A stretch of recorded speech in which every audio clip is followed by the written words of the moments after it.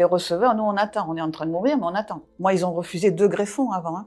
C'est-à-dire qu'il y a un mec qui a pris la responsabilité de dire on refuse ces greffons. Il faut dire qu'il y a des mecs qui décident bon, mais celui-là, on va pas lui donner. Si on lui donnait, peut-être qu'elle vivra, ou alors il n'y en aura pas d'autres. Et il me restait 5-6 jours à vivre. On n'était pas bien, voilà.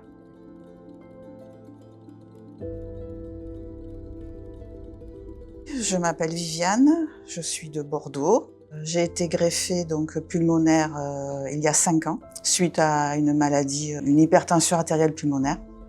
Comme tout le monde, je travaillais, plutôt active. Je travaille dans une banque. Vie normale, du sport, vie tout à fait normale. Quand je suis tombée vraiment mal, j'ai été greffée 15 jours après. Ça a été très rapide. L'état d'esprit, on attend et on espère que ça arrive, quoi, parce qu'on comprend que c'est grave. Ils sont arrivés à 4 ou 5, à 2h30 du matin. Une douceur, un truc, je m'en souviendrai toute ma vie. Tous masqués. Et on m'a dit, madame, nous avons un greffon pour vous.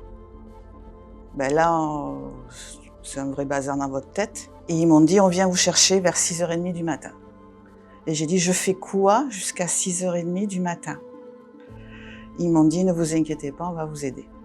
Ils sont pas du tout anxiogènes, c'est nous qu'on est anxiogènes. On sent qu'ils sont en maîtrise, les mecs. Juste avant l'opération, c'est assez... Bon, les 4 heures sont passées très vite. On vous descend au bloc. Là, c'est dur parce que même si vous êtes bourré d'anxiolytiques, vous avez pleinement conscience de ce qui se passe. On vous descend, vous êtes seul. Et vous savez où vous allez, vous savez pas si vous allez en ressortir. C'est un moment de solitude. Même si on a plein de monde autour de soi, c'est un moment de solitude. Ça peut s'arrêter là, quoi. On ne sait pas si on va se réveiller, on ne sait pas. Là, vous êtes complètement démunis, hein. Ça passe ou ça casse. Et le cachet est assez important, hein. Il y a les anti-rejets. Bon, j'ai de la chance, moi, ils m'ont vite dosé. J'ai pas eu de rejet. Tout ça, j'ai eu de la chance. Je ne peux plus travailler. Je peux faire du sport, même si on n'y croit pas, je peux faire du sport, je peux faire du vélo, je dois marcher. Ils vous le disent bien, ils vous disent pas ça serait bien de marcher, c'est il faut marcher. Et plus vous marchez, mieux ça va. La solution, c'est de se bouger, quoi.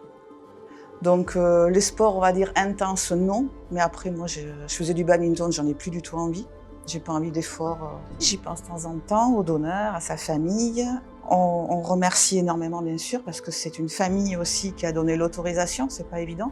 Mais on remercie parce qu'on était en vie grâce à eux. On vous dit que si on veut écrire une lettre à la famille du donneur, des choses comme ça, c'est possible. Moi, je l'ai pas fait. Parce que on se sent un peu coupable aussi de vivre grâce à quelqu'un qui est décédé et la famille, peut-être ça peut lui faire plaisir, mais peut-être qu'aussi ça peut lui faire mal. Je pense que cet anonymat est très bien.